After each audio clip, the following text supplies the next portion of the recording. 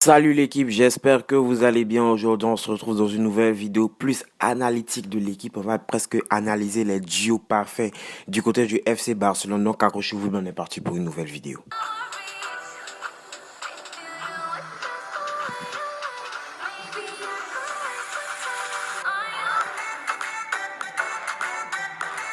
Alors les amis, avant de commencer cette vidéo, si tu es fan du Barça, n'hésite pas à t'abonner et à activer la cloche de notification car sur cette chaîne, nous faisons des vidéos sur le Barça et bien évidemment sur d'autres équipes si on le peut.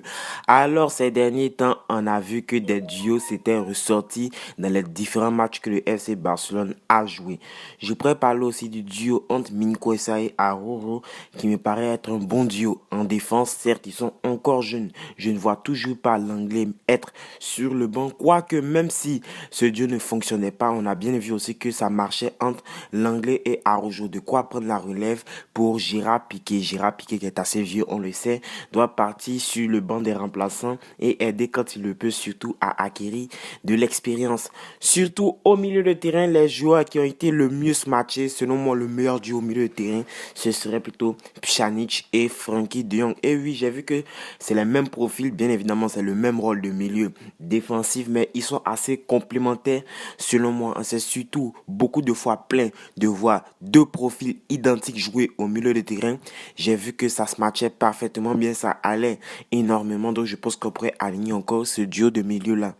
En attaque, le duo qui fait le plus feu en ce début de saison au FC Barcelone, on parle plutôt de la connexion entre Pedri et Messi. Messi qui a été adoubé, qui a adoubé Pedri du moins. Et oui, ce duo-là marche très bien en attaque. On pourrait parler aussi hier de la prestation magique que nous a livré les deux hommes qui sont Lionel Messi et Antoine Griezmann qui ont tous deux inscrit un doublé. C'était un match très à sens unique, un doublé pour Antoine Griezmann. Le second but, je rappelle, c'est un but de quand un joueur est en confiance. Je pourrais parler aussi de la magnifique passe de Ousmane Dembélé à son compatriote tricolore. Certes, ces duos-là, je pense qu'ils pourraient nous apporter beaucoup si on mise beaucoup sur ces duos-là. Et bien évidemment, si Ansu Fati vient, on connaît aussi la relation qu'il y a avec Lionel Messi. Je pense que tous ces duos-là pourraient favoriser à ce que le Barça décolle vraiment sa saison de moins en enchaînant au moins 3 victoires consécutives. Reste à confirmer. Le prochain match en demi-finale contre la Real Sociedad lors de la Super Coupe d'Espagne, je sais pas. Et le 16e de finale prochain quand Coupe du Roi. Sinon, si tu as aimé cette vidéo, n'oublie pas de t'abonner, de liker, de partager. Nous, on se dit à la prochaine vidéo, prochain avant-match, prochaine ou encore prochaine actualité. Tchuss!